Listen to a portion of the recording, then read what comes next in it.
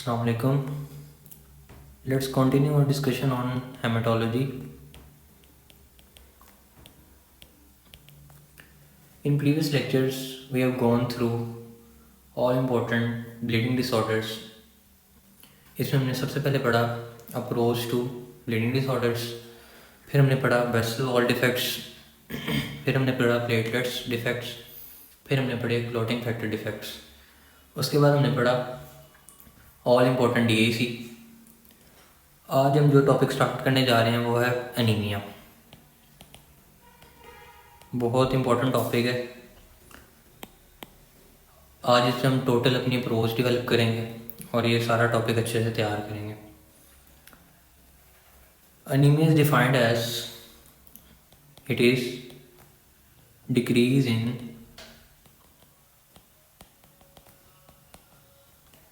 Haemoglobin levels और pack cell volume, इसे हम हेमाटोक्रिट भी कहते हैं,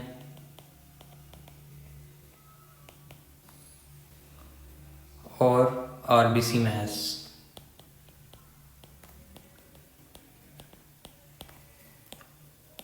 WHO से जो हमारे पास नॉर्मल वैल्यूज़ हैं वो हैं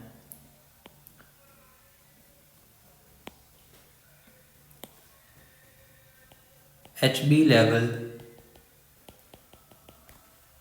जो कि फीमेल्स में है हमारे पास वेरी करता है 11.5 to 13.5 gram per decilitre.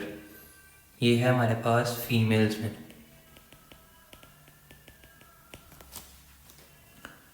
HB level हमारे पास 13.5 टू 15.5 ग्राम पर डेसीलीटर, ये हमारे पास है मेल्स में।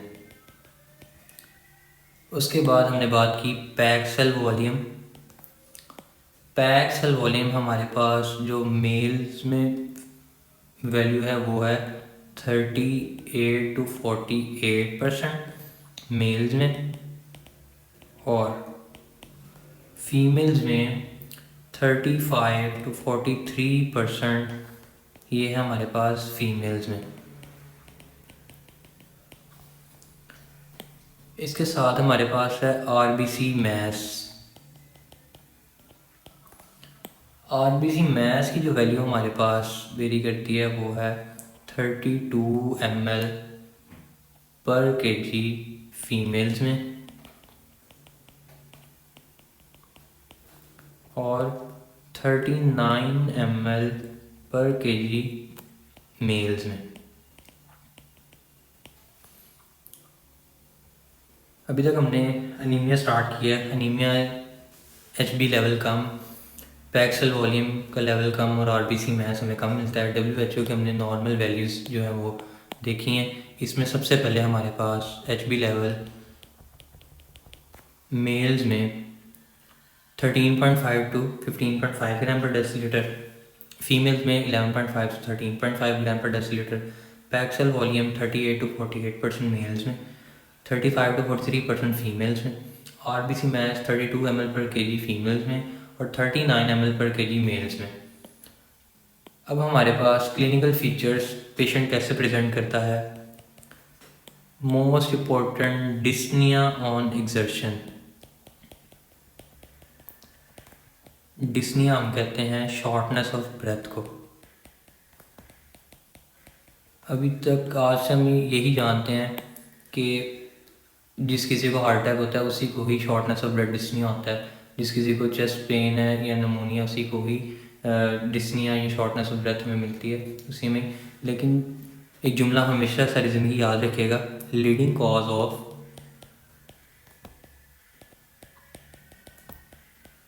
Dyspnoea world wide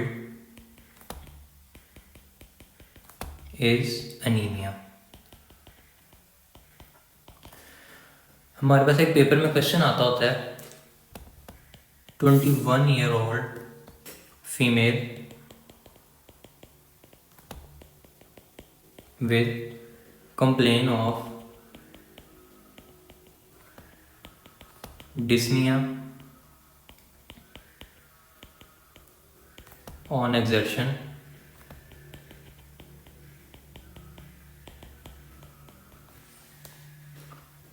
her chest and CVS examination is normal.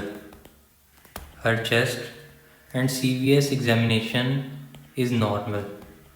हमारे पास एक फीमेल आई कंप्लेन ऑफ डिस्निया के साथ, उसको कोई भी कार्डियोवास्कुलर डिजीज़ या उसको कोई भी रेस्पिरेटरी डिजीज़ नहीं है। इसका आंसर हमारे पास है आयरन डेफिशिएंसी एनीमिया। ये बहुत इंपॉर्टेंट है, बहुत अक्सर बच्चे कंफ्यूज कर जाते हैं इस चीज़ को। आयरन डेफिशिएंसी एनीमिया या अनीमिया ये लीडिंग कॉज है डिस्निया की वर्ल्ड वाइड, हमेशा इस चीज़ को याद रखना है। इसके अलावा हमारे पास जो प्रेजेंटेशन आती है फटीग, वीकनेस, मलेज, थकन, और हमें कभी कभार पाल्पिटेशंस भी देखने को मिल जाती हैं।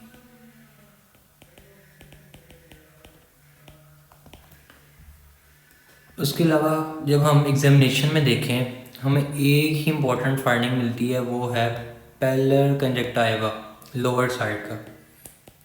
हमारी जो लोअर आईलिड है उसको अगर हम नीचे की तरफ करके देखें तो उसमें हमें लोअर कंजक्टाइवा में पेलरनेस मिलती है, पेलर पेशेंट हमें पेलर मिलता है। इसकी वजह बेसिकली ये है कि जब हमारे पास नॉर्मल ब्लड होता है, एनीमिया नहीं होता पेशेंट में, हमारी जो ब्लड वेसल्स हैं कंजक्टाइवा में, उसमें हमें ब्लड की वजह से बहुत नॉमिनेट हो रही होती हैं वेसल्स, वहाँ पे ना हमें रेडनेस सी फील होती है। लेकिन जब हमारे पास एनीमिया होता है तो उसके अंदर हमें वस्कुलरिटी डिक्रीज मिलती है, हमें वेसल्स वहाँ पे नज़र नहीं आती। ये हमारे पास सारी की सारी हो गई क्लिनिकल फीचर्स जो हमारे पास अनीमिया के अंदर आती हैं। इसके बाद हम अपनी अप्रोच करेंगे एस्टेब्लिश अनीमिया पे। अप्रोच टू अनीमिया, ये बेसिकली हमारे पास 3 स्टेप्स की अप्रोच है। अगर ये अप्रोच हमें अच्छे से आ जाए, हम कोई भी अनीमिया और उसके डायग्नोसिस तक बहुत इजीली पहुंच सकते हैं। इसमें 3 स्टेप की अप्रोच जो है वो है, सबसे पहला स्टेप है, इसमें हमने अनीमिया को कंफर्म करना है। क्या करना है? अनीमिया को कंफर्म करना है, कंफर्म अनीमिया। ये हम कैसे करेंगे? हम एक नॉर्मल टेस्ट छोटा सा करवाएंगे पेशेंट का, CBC कंप्लीट ब्लड काउंट। इसमें हमें एक तो HB लेवल कम मिलते हैं, जैसे हमने ऊपर नॉर्मल वैल्यूज जो पढ़ी WHO की, उस हिसाब से हमें ये कम मिलेंगी। सेकेंडली हमें पैक सेल वॉल्यूम भी कम मिलेंगे, जिसको हमने हेमाटोक्रिट भी बोला। हमने CBC करवाई, हमें अनीमिया कंफर्म हो गया, HB लेवल हमें कम मिले। सेकेंड स्टेप जो है हमारा वो है, हमारी जब भी HB लेवल हमने कम देखा है, अनीमिया में कंफर्म होगा, हमने सेकेंड चीज़ जो रिपोर्ट में देखनी है वो है mean corpuscular volume. Mean corpuscular volume,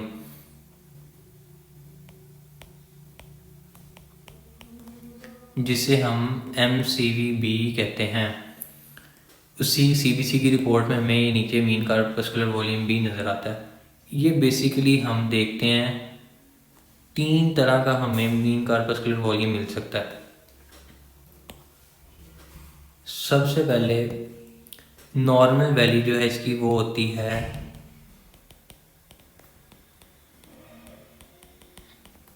76 to 96 फेंटोलीटर। FL का मतलब है फेंटोलीटर। लेस देन 76 फेंटोलीटर हमें मिल सकता है, या हमें नॉर्मल 76 to 96 फेंटोलीटर मिल सकता है, या हमें ग्रेटर देन 96 फेंटोलीटर मिल सकता है। हमने CBC रिपोर्ट देखी, अनीमिया कंफर्म किया, उसके बाद हमने MCV पे नज़र डालनी है। हमेशा याद रखना है CBC में कंफर्म करने के बाद, हमने अनीमिया कंफर्म करने के बाद हमेशा 76 वैल्यू देखी। हमारे पास जेन में एक ही चीज़ आनी चाहिए, लेस देन 76 माइक्रोसिटिक अनीमिया। ये हमें बताएगा माइक्रोसिटिक अनीमिया। उसके बाद 76 to 96 होता है नॉर्मल वैल्यू है, तो इसको हम कहेंगे नॉर्मोसिटिक अनीमिया। क्या कहेंगे? Normocytic anaemia. तीसरे नंबर पे हमें मिल सकती है ग्रेटर देन 96, इसको हम कहेंगे मैक्रोसिटिक अनीमिया। वहाँ कम थी, हमने माइक्रो बोला, यहाँ पे मैक्रोसिटिक अनीमिया।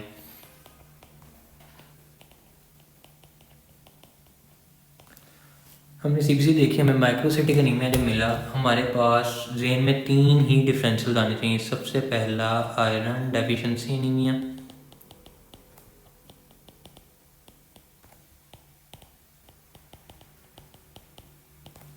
दूसरा हमारे पास सिड्रोब्लास्टिक अनीमिया,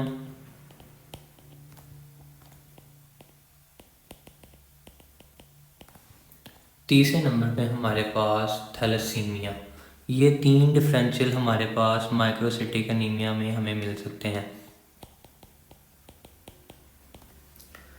उसके बाद हमने देखा MCV 76 to 96 नॉर्मल सिटिक अनीमिया में मिल रहा है। इसमें हमारे पास डिफरेंशियल जो हम सोच सकते हैं वो हैं सारे के सारे हीमोलिटिक अनीमियास, जैसे कि G6PD deficiency anaemia, sickle cell anaemia. ये हमारे पास सारे हीमोलिटिक अनीमिया आ गए। सेकेंडली हमारे पास एप्लास्टिक अनीमिया,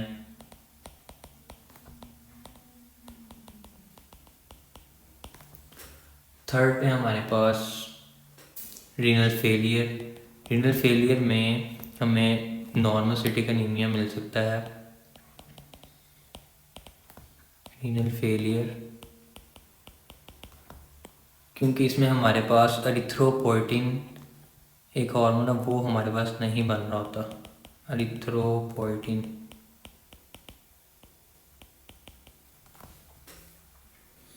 ये बेसिकली RBC को बनाने में हेल्प करते हैं। उसके बाद चौथे नंबर पे हमें मिल सकता है anaemia of chronic disease. Anaemia of chronic disease होता ये है, कोई भी क्रोनिक डिजीज़ में हमारे पास ट्यूमर नेक्रोटिक फैक्टर अल्फ़ा, इसकी कंसनट्रेशन हो जाती है ज़्यादा, जो हमारा बोन मैरो सप्रेस करता है। क्या करता है? बोन मैरो को सप्रेस करता है। 5वें नंबर पे नॉर्मोसिटिक अनीमिया में हमें मिल सकता है प्रेगनेंसी। प्रेगनेंसी बेसिकली हमारे पास हाइपर डायनामिक स्टेट होती है, इसमें हमारे पास वॉल्यूम ओवरलोड होता है।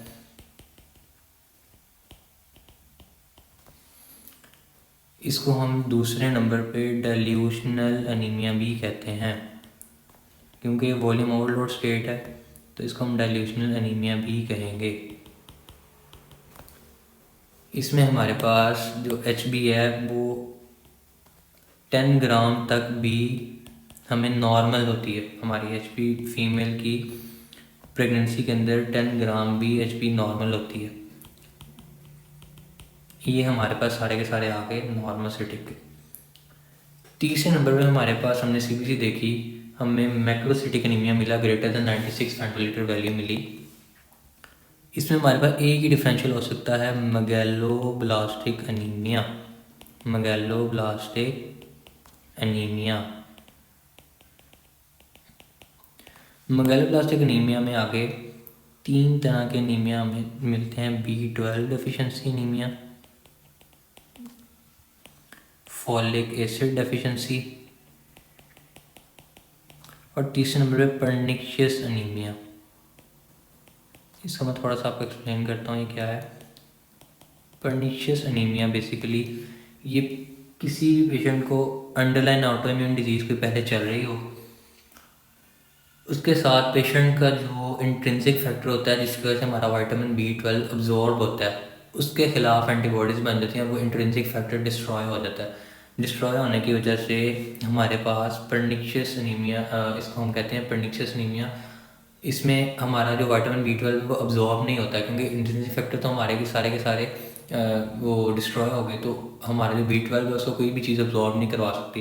तो इसको हम कहते हैं परनिशियस अनीमिया। अभी तक हमने बेसिकली अप्रोच पढ़ी। फर्स्ट स्टेप था हमारे पास, हमने एनीमिया को कन्फर्म किया, HB लेवल हमने देखे वो कम थे, पैक्सल वॉल्यूम कम थे। सेकंड स्टेप में हमारी जो नज़र पड़ी वो मीन कॉर्पस्कुलर वॉल्यूम भी पड़ी। इसमें जो हमारे पास नॉर्मल वैल्यू है 76 से 96 फेंटोलीटर, लेस देन 76 होगा। एक ही चीज़ हमने सोच लिया मैक्रोसिटिक एनीमिया, जिसके 3 ही डिफरेंशियल हैं। अभी अच्छी तरह सुनोगे तो अभी से ही याद हो जाएंगे आपको। आयरन डेफिशिएंसी एनीमिया, सिड्रोब्लास्टिक एनीमिया और थैलेसीमिया। 76 से 96 फेंटोलीटर नॉर्मोसिटिक एनीमिया होता है। इसमें हमारे पास हमें 5 चीज़ें मिलेंगी, वो होंगी haemolytic anaemia, aplastic anaemia, renal failure, anaemia of chronic disease और प्रेगनेंसी। हमने देखा हमारे पास ग्रेटर देन 96 फेंटोलीटर वैल्यू है, मैक्रोसिटिक एनीमिया है। इसमें हमारे पास होगा megaloblastic anaemia, B12 deficiency, folic acid deficiency और परनिशियस एनीमिया। अभी तक हमने 2 स्टेप अपने पूरे किए हैं।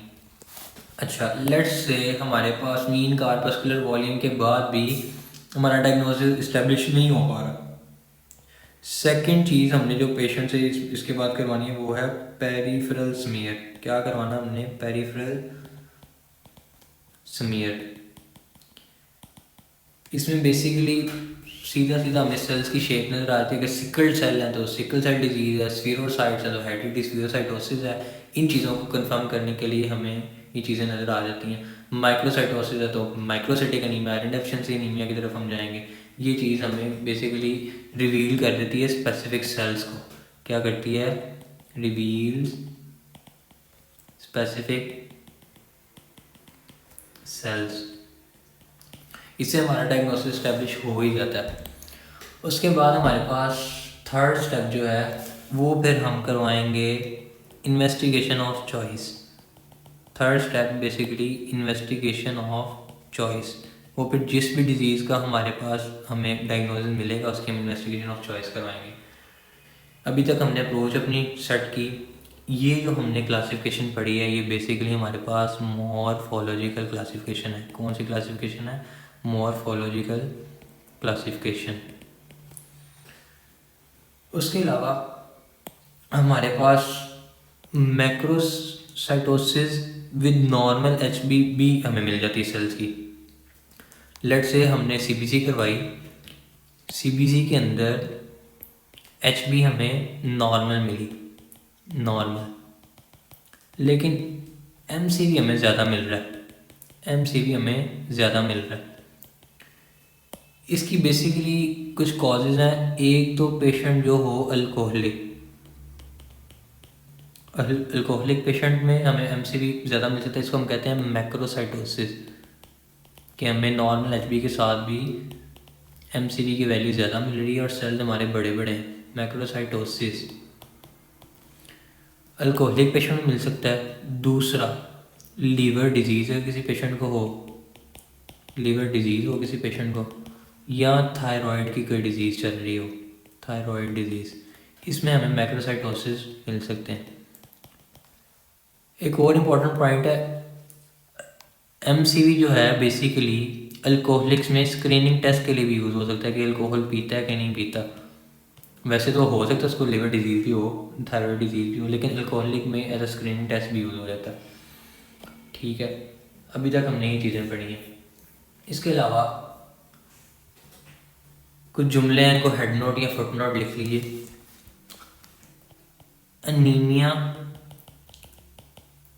प्लस जॉन्डिस, हमें एक तो अनीमिया भी मिल रहा है और साथ पेशेंट में जॉन्डिस भी मिल रहा है, उसकी आइज़ येलोइश हैं, स्क्लेरा उसका येलो है।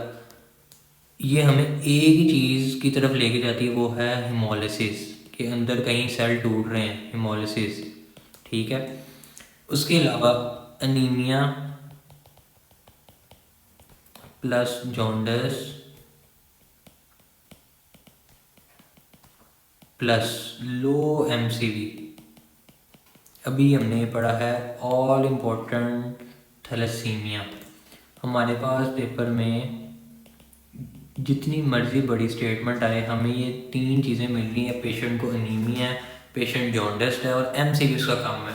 कोई चीज़ नहीं और सोचनी, सिर्फ और सिर्फ हमारे पास उसका आंसर है थैलेसीमिया।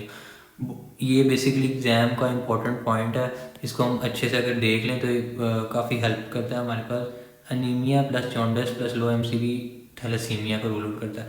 और उसके बाद anaemia plus jaundice is equal to haemolysis. ठीक है, अभी तक ही हमने जो क्लासिफिकेशन पढ़ी सारी की सारी थी morphological classification.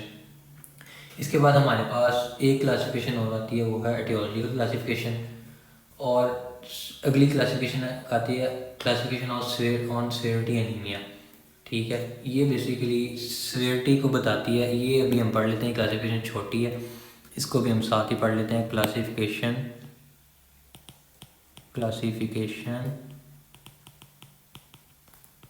On severity anaemia. इसमें अगर हमारे पास HB है ग्रेटर देन 9 ग्राम पर डेसीलीटर, 9 ग्राम पर डेसीलीटर, इसको हम लेबल करेंगे माइल्ड एनीमिया। ठीक है, अगर हमारे पास 7 से 9 है HB ग्राम पर डेसीलीटर, ये हमारे पास है मॉडरेट एनीमिया। क्या है? Moderate anaemia. उसके बाद अगर हमारे पास HB है लेस देन 7 ग्राम पर डेसीलीटर,